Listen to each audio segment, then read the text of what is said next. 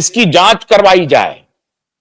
10 करोड़ रुपया जो दिए गए हैं ये किस रूप में दिए गए हैं, इसकी जांच करवाई जाए।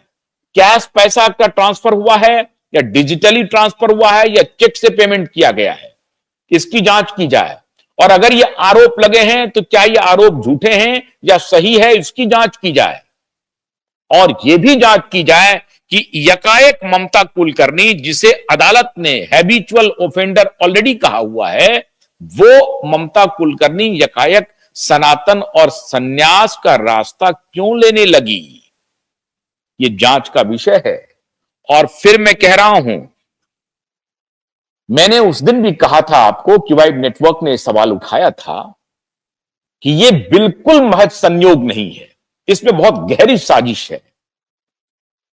कुछ 13,000 करोड़ के ड्रग पकड़ाए थे, तो जो यहां पकड़ा गए वो तो 13,000 करोड़ के निकले, और जो ड्रग थे वो ड्रग कहां सप्लाई हुए।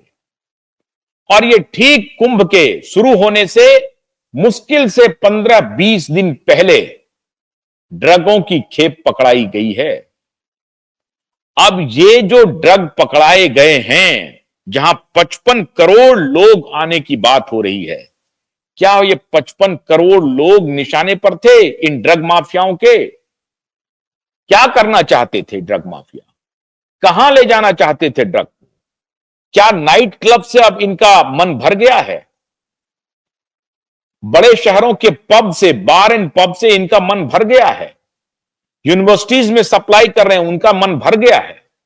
जो फिल्मी दुनिया की जो चकाचौंध रात है, अब उससे मन भर गया है? बॉलीवुड से मन भर गया है? टॉलीवुड से मन भर गया है? तो अब ये नया बाजार ढूंढ रहे हैं। और क्या नया बाजार इनको सनातन नजर आ रहा है और इसलिए पेनिट्रेट किया जा रहा है कि भगवा पहन लेंगे, भगवा की आड़ में हम कुछ भी कर लेंगे। बहुत सारे लोगों ने ये कुदृष्टि हमारे सनातन पर रख दी है, दे दी है। उनकी कुदृष्टि से हमें बचना है और इसका थॉरो जांच करना चाहिए कि ममता कुलकर्णी महामंडलेश्वर बनी कैसे।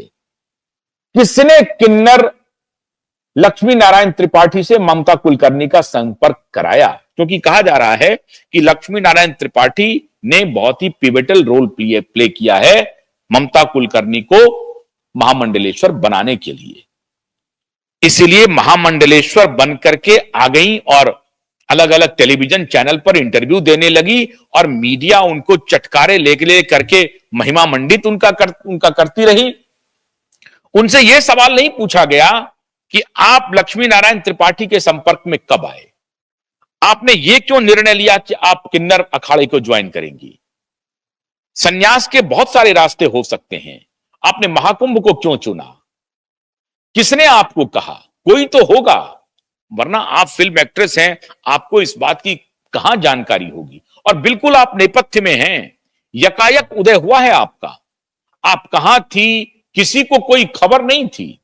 और बॉलीवुड वैसे भी बहुत निर्दयी होता है, जो चलती नहीं है फिल्मों में वो दिमाग से उतरा तो समझिए आंख से भी उतर गया। दिमाग में जगह नहीं बना पाए आप, तो आपको आंख तलाश नहीं करेगी। ये बॉलीवुड का कैरेक्टर है। तो जब बॉलीवुड तलाश नहीं करेगी तो मीडिया भी तलाश नहीं करेगी, और जब मीडिया तलाश नहीं करेगी तो आप पूरी दुनिया से अलग हो जाएंगे। भाई आपको तो तलाशने का दो ही तरीका है, मीडिया या बॉलीवुड। तो बॉलीवुड और मीडिया दोनों से अगर आप कट गए तो दुनिया आपको देखेगी कैसे?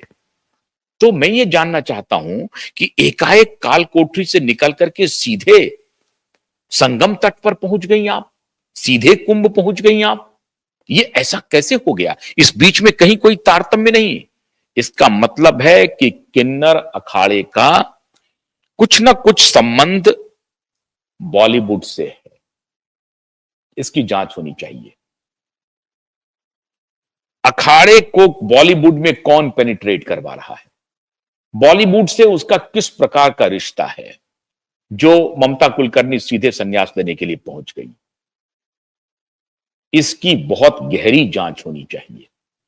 दूसरी जांच यह होनी चाहिए कि हमला किसने करवाया, क्यों हमला करवाया, हमला के पीछे क्या साजिश है। और अगर लक्ष्मी नारायण त्रिपाठी इसके लिए गुनहगार हैं तो उनकी गिरफ्तारी अभी तक क्यों नहीं हुई है?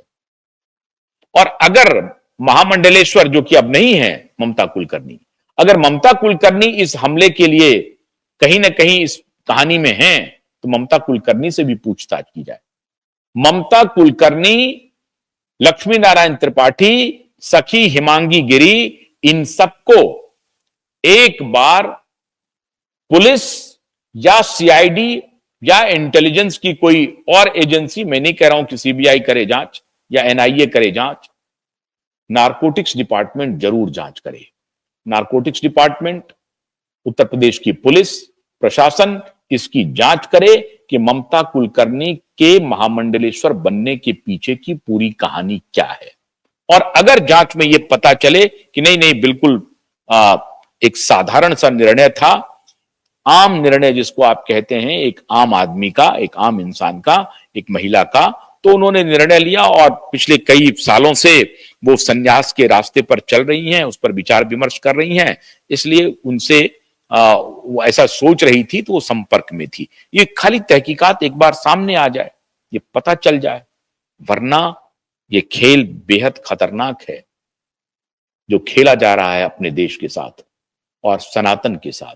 इसलिए मैं योगी आदित्यनाथ जी से, उत्तर प्रदेश के मुख्यमंत्री से यह अपील करता हूं कि इस प्रकरण को बहुत ही गंभीर माना जाए और इसकी जांच करवाई जाए कि इस पूरे प्रकरण में हुआ क्या है।